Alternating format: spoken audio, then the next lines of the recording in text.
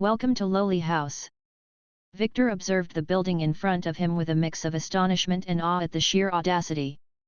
Orknoob's lair in the Waifu district looked like a giant pink and white dollhouse straight out of a Barbie commercial. He counted at least 2 floors, with the windows closed for privacy.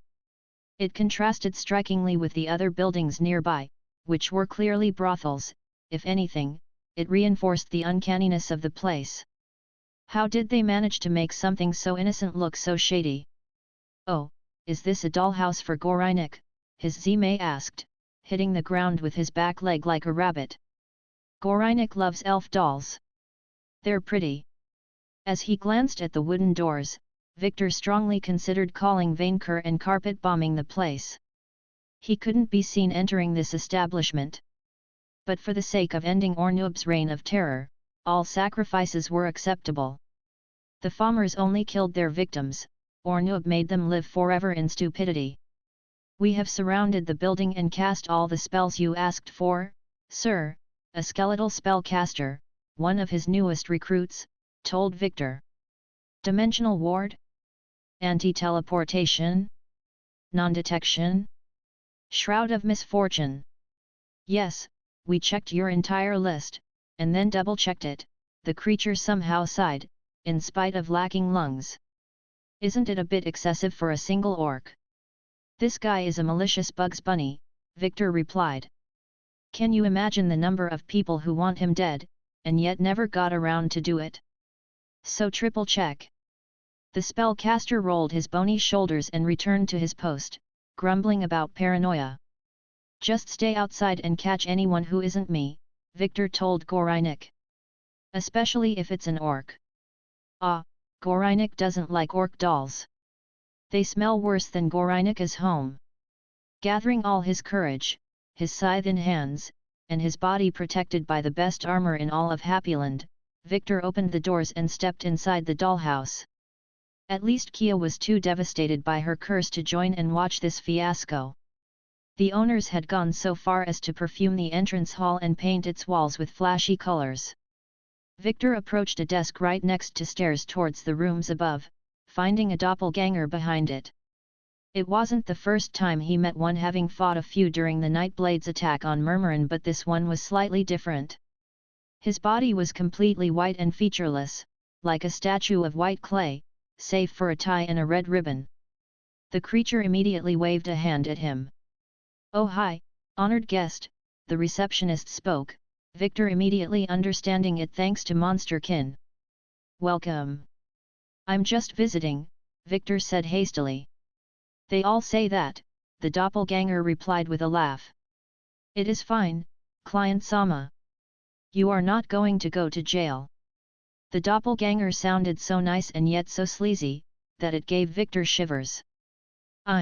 I'm just looking for one of your clients, an orc called Orknoob, Mr. Orknoob." "How nice. He is one of our best clients. I am so happy that he recommended our establishment to you. You can find him on the 2nd floor, room 8. Do you want the threesome or the little sister formula then?" "No, I just want to talk to Orknoob. And probably kill him. Then I will leave and never come back." "Come on, don't be shy. You risk nothing." The doppelganger raised a little bell, a door opening in the wall. Victor hadn't even noticed it due to the paintwork. A new doppelganger stepped into the hall, glancing at Victor, before instantly changing its shape. "Unai-chan." Within seconds, Victor found himself staring at what would have looked like his little sister, if he ever had one. A teenage or so tiny creature with long black hair, amber eyes, and a feminine version of the vizier's own face. She wore a cute little brown dress that made her even more adorable. "Unai-chan." The false little sister smirked at him with big fake eyes. "I love you, Unai-chan." Madness negated by claimed by the Moon Man. "What the Happyland is that thing?" Victor protested. "As you can see, all our Lolas are adult, consenting doppelgangers," the receptionist said with a cheerful tone. "You can satisfy all your fetishes with a clean conscience, and without violating any law." "No, seriously, I'm not interested, Unai-chan." The lowly jumped at him like a lion on a zebra.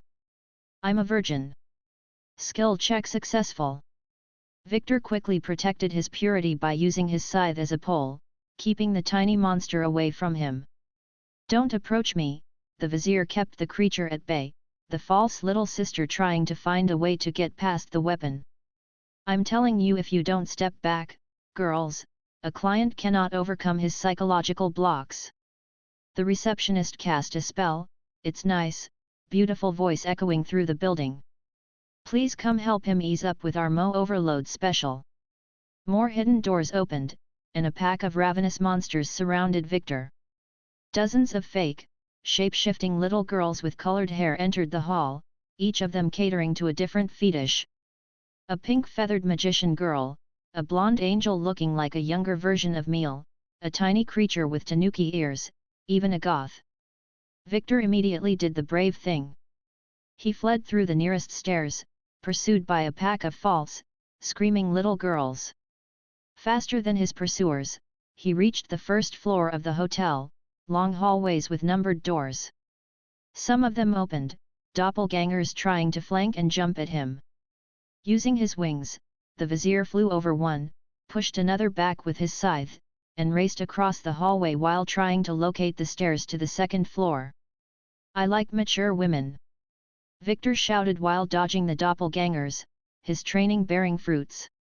Unfortunately, he quickly found himself surrounded in a T-shaped hallway. Unchained, I'm 100 years old, a girl with long green hair shouted, dressed like some ancient priestess. That makes it okay. Ars Goetia, Happyland Battle Harem. A group of mature succubi, Merilith and Malphai appeared to shield him from the enemy horde. Sir, what? No time, protect me. Victor ordered one of the Merilith, as one of the succubi was tackled to the ground by 5 doppelgangers.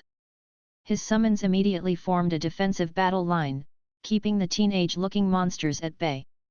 Wow, said Malphai, as he glanced at the enemy and instantly put the 2 and 2 together. Even we didn't go this far. I am impressed. Why are you even here?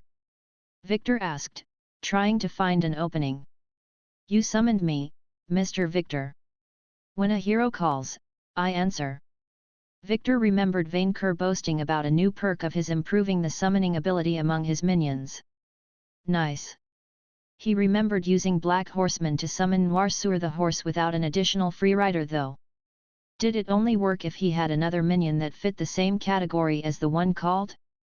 Also, why was Malphai summoned by a demon harem spell? Questions for later.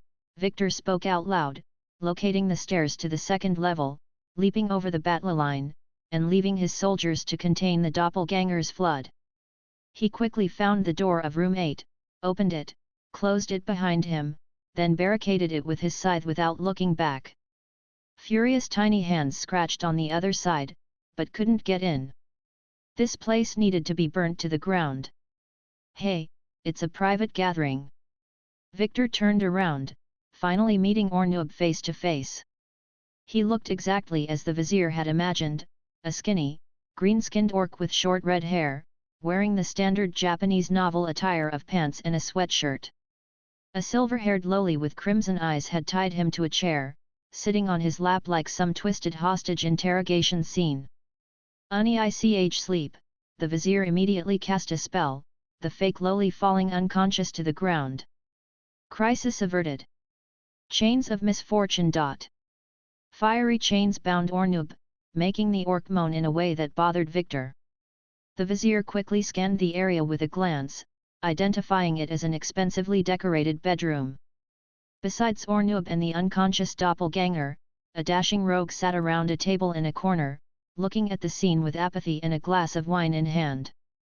A dandy with hair and a short beard dyed red, the man dressed in an outrageous, feathered costume that wouldn't disgrace a peacock. What's happening here? Victor asked, asking the dandy for his angle. I don't know, he replied in common while sipping his wine.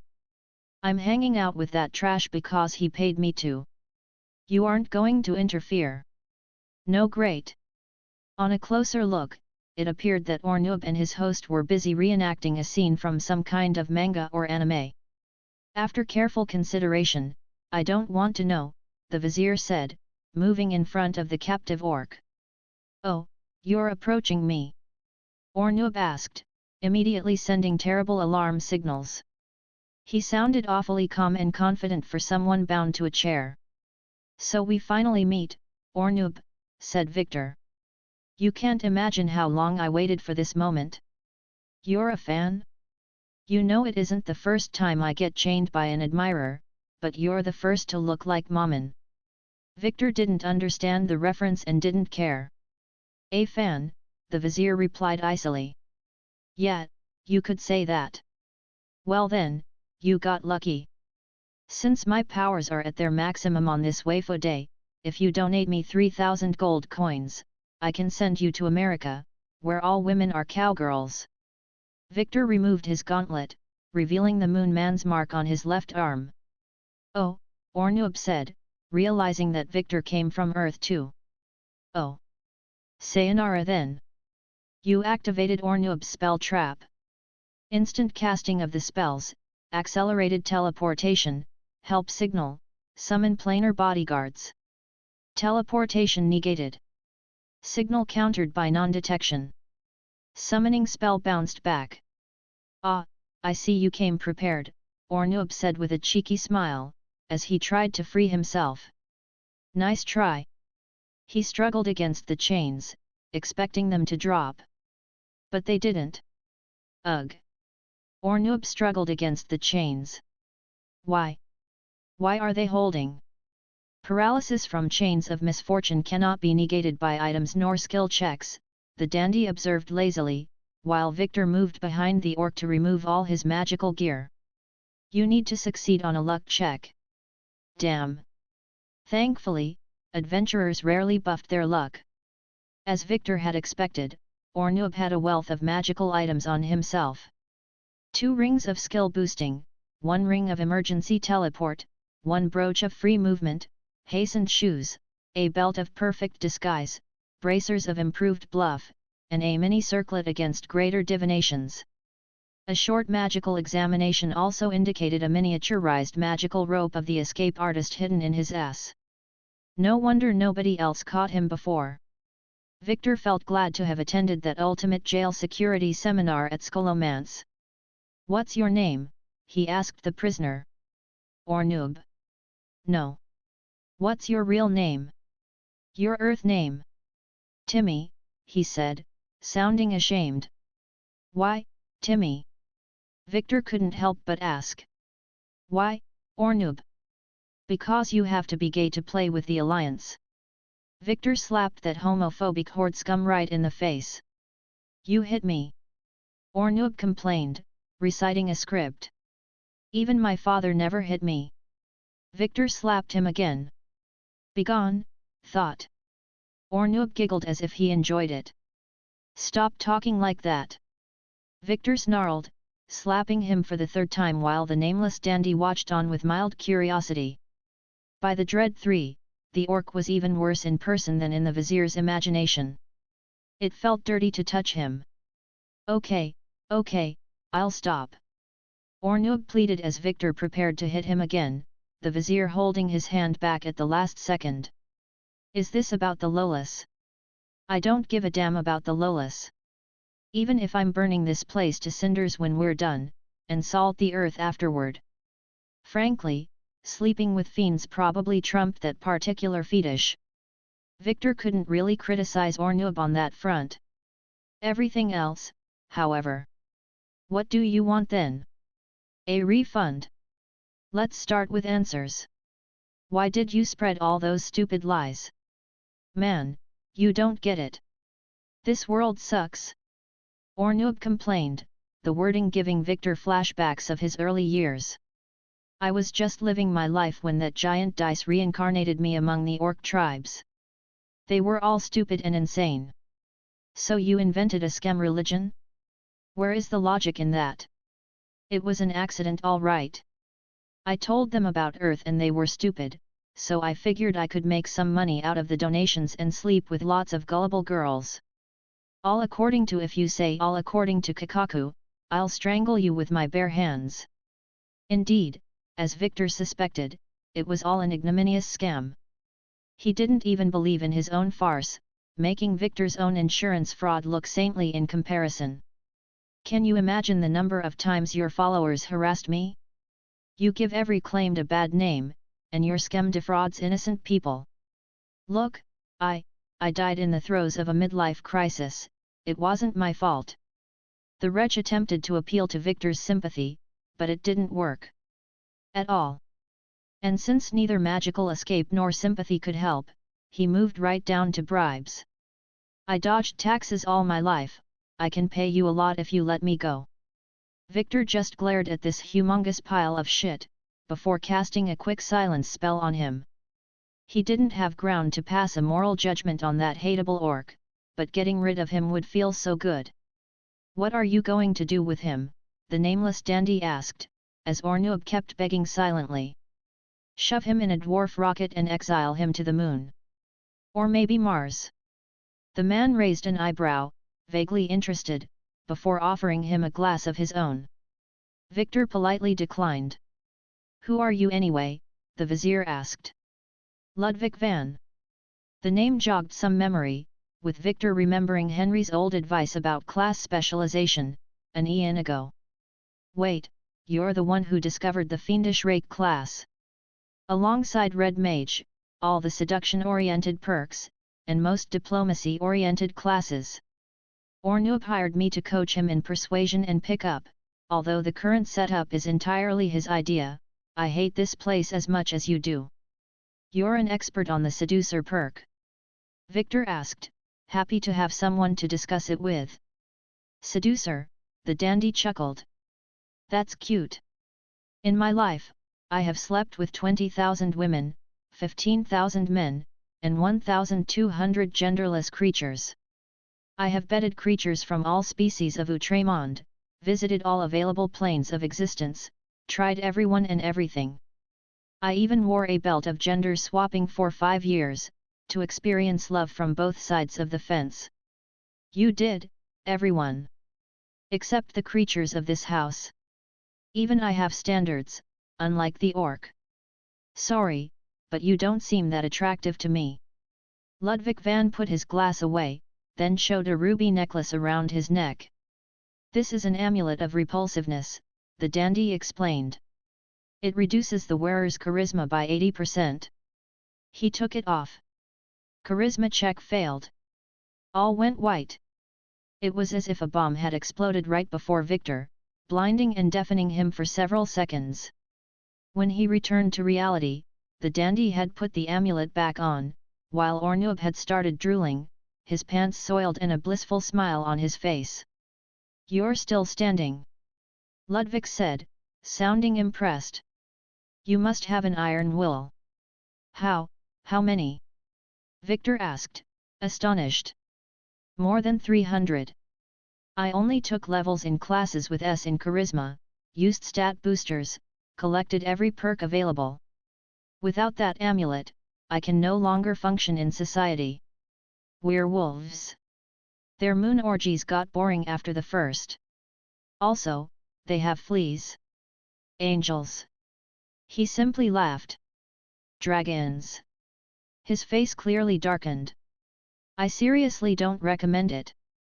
They're only after your money, and they charge a fortune for the privilege. I feel like a naive young student meeting the master. You're goddamn right. Why do you sound so bored then? Victor asked, frowning. He had stated his incredible feats with complete emotionless detachment. I have nothing left to discover, he sighed. That's sad to say, but you get tired of everything. I yearn for new interesting challenges, wandering the world in case I missed something, like telepathic spiders. The dandy raised an eyebrow. How many legs? 10. He shifted on his chair. I'm listening. Moon beasts? Shantax? Star spawns of Thulhu? You had my interest, but now you have my arousal. As Victor thought, he may have explored all of Outremonde and the plains, but not everything. And he had even fewer standards than the vizier himself. I can send you to the moon. Not the Orknoob way. We have a portal there for guests, with a carpet. And what would I have to pay for this service? You said you had visited the plains? Heaven! Ludwig nodded slowly, every movement suddenly oozing sex appeal. Yes, you can easily plane shift with the fiendish rake class. That's its purpose, to visit partners from all corners of the multiverse. One cannot limit their pleasure to three-dimensional existence. I can teach you that class if you wish, but I have to ask, for what purpose? First, I need to go to heaven. There's an angel I need to apologize to, and I would like to do it in person. Second, I have died 3 times already, and I would like a way to talk my way out of confrontations. I figure increasing my charisma is the way to go. The dandy played with his beard, considering his words. Do you have 50 or more points in vitality, charisma, and agility? Yes. Did you have ritual sex with a demon lord? Only for better grades. Then you should have everything to gain a level in that class, but I must warn you, the way of the fiendish rake is long and arduous. You will need to go through deadly ordeals, and even with your current stats, there is no guarantee that you will survive. Is your quest truly worth the trouble? It is. Victor knelt before this paragon of seduction, while Orknoob drooled and the lowly knocked the door in the background. Please teach me, master.